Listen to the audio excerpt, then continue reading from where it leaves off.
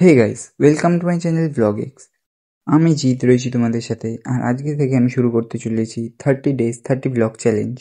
তো আজকে হচ্ছে ব্লগের ডে 1, আর আজকে আমি বেরিয়ে পড়ছি ইস্ট বেঙ্গলের খেলা দেখতে যাওয়ার জন্য।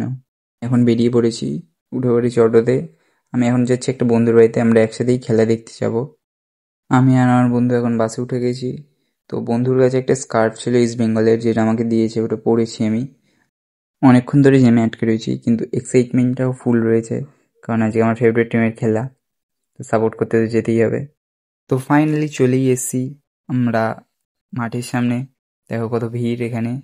এই যে আমার বন্ধুরা, এই যে এটা টিকিট কাটার জন্য লাইন।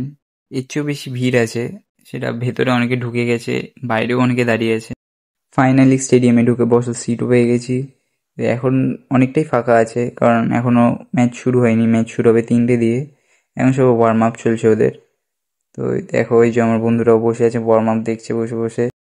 এখনো সেরকম গ্যালারি ভর্তি হয়নি, ম্যাচ শুরু হওয়ার আগেই মনে হয় সব গ্যালারি ভর্তি যাবে। এখন একটুখানি সবাই ওয়ার্ম আপ করছে।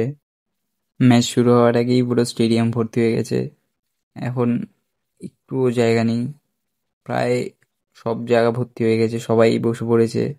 খেলা শুরু হতে এখনো কিছুক্ষণ বাকি আছে, তাও এদিকেও সব ভর্তি হয়ে গেছে, এদিকে সব ফ্যান্সরা বসে পড়েছে। তো ফাইনালি ম্যাচও চালু হয়ে গেছে, সব দিকে সব ফ্যানে পরিপূর্ণ হয়ে গেছে। ওইদিকে বসে আছে ইস্ট বেঙ্গল আলট্রাস, ওরা ওদের স্লোগান দিচ্ছে। আর এদিকে আরও একটা কোনো একটা ফ্যান ক্লাব বসে আছে, যাদের নাম আমি ঠিক জানি না, কিন্তু এরাও ভালোভাবে স্লোগান দিচ্ছে। ফাইনালি জেতার মুহূর্ত, 41তম বার ইস্ট বেঙ্গল ট্রফি হাতে তুলবে।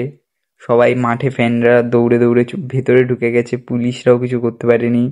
আর বাইরে তো সবাই বাজি ফাটাচ্ছে। দেখো, পুরো ধোয়া ধোয়া হয়ে গেছে, কিচ্ছু দেখা যাচ্ছে না ওদিকে কি হচ্ছে, কিছু বোঝা যাচ্ছে না। সবাই একটা করে লাল কালারের রং মশাল ঝরিয়ে দিয়েছে, কিছুই বোঝা যাচ্ছে না, সব জায়গা ধোয়া ধোয়া হয়ে গেছে। আমার বন্ধুরাও জ্বালিয়ে নিয়েছে, আমিও ধরিয়ে নিয়েছিলাম। আমি নিজেকে রেকর্ড করতেই ভুলে গেছি আমি কি করছিলাম। তো সবার গায়ের ওপর আগুনের ফুলকাও পড়ছে, কিন্তু তাতেও কারোর কিছু নেই, হুঁশ নেই কারোর কিছু, কারণ জিতেছি আমরা। যেহেতু এটা একটা আনন্দের মুহূর্ত, এটা একটা গর্বের মুহূর্ত। রং মশাল অনেকের নিভে গেছে, কিন্তু ধোঁয়া এখনো কমেনি, কিছুই দেখা যাচ্ছে না মাঠে কি হচ্ছে। তাও অনেকে এখনো রং মশাল জ্বালিয়ে রেখেছে, কেউ কেউ খবরের কাগজ জ্বালিয়ে নিয়েছে, খবরের কাগজ জ্বালিয়ে ধরে রেখেছে। তো ম্যাচ শেষ হয়ে গেছে, এখন বাড়ি ফেরার পালা। আমার ভ্লগ তোমাদের কেমন লাগলো সেটা কমেন্ট করে জানিও অবশ্যই। আর ভিডিওটা ভালো লাগলে লাইক করে দিও, চ্যানেলে নতুন হলে সাবস্ক্রাইব করে দিও। দেখা হচ্ছে নেক্সট ভ্লগে, ততক্ষণের জন্য টাটা।